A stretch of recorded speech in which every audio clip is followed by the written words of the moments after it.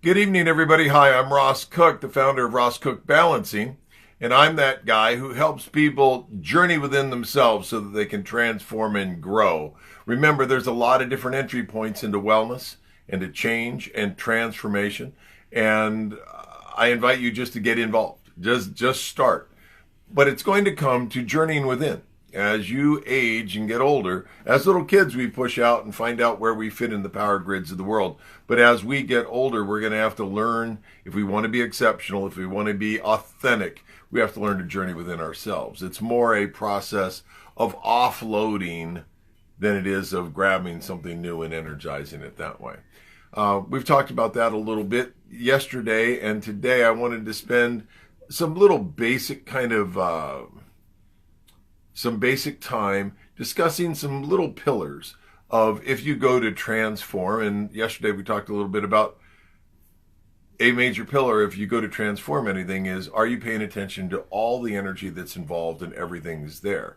Today I want to share with people often say today in today's society, and I know some people in my age group often worry about the upcoming age groups, and on, or different facets of society that hold different values than maybe what you do.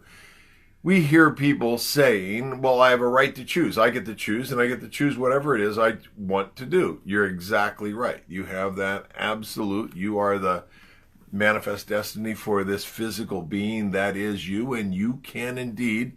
It's your right and your responsibility, and if you don't want to do it responsibly, you can react repeatedly, but it's your ship to sail, and there's no doubt about that.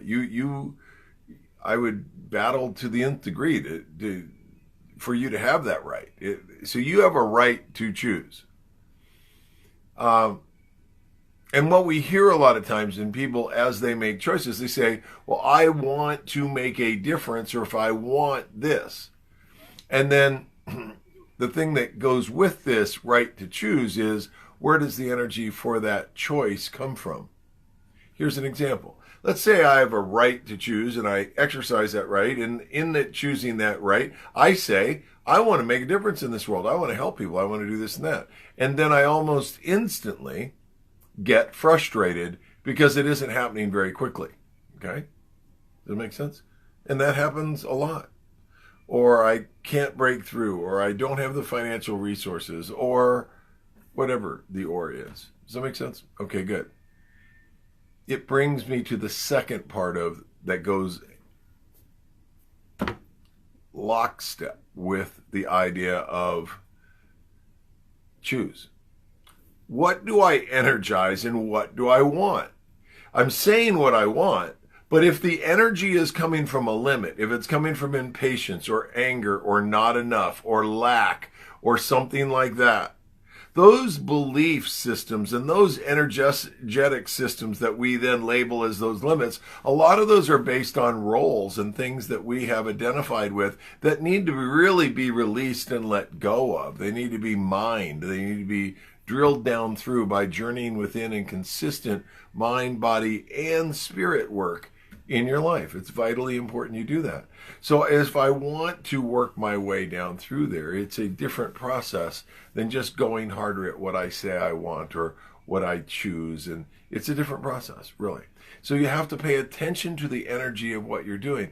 If the energy is coming from a limit, then the likelihood that that whole process, all that energies, all that time, all those relationships, everything that's being done is going to, if it's caused by a limit, it's going to eventually end up back in a limited place. It may look good for a while, it may be energizing for a while, but then if it comes from a limit, it's going to go back and create the limit even further. Okay?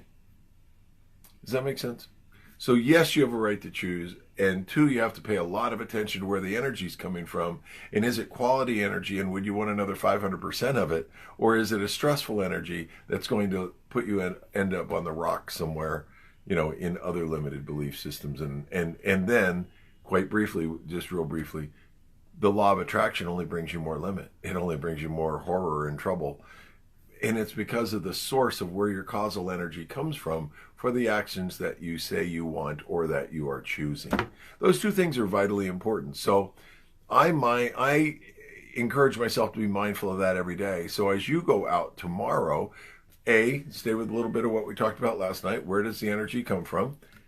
Be mindful that you have a right to choose. And my interactions with my choices, are they coming from a positive inflow place, or are they coming from a limited, fear-based, historic place? Okay?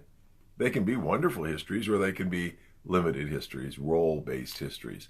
We'll talk to you again tomorrow. I hope everything's wonderful in your life, and I hope tomorrow is magical for you. And be well, please.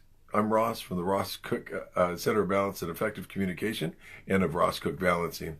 I'll visit with you again tomorrow. Thanks so much. Good night.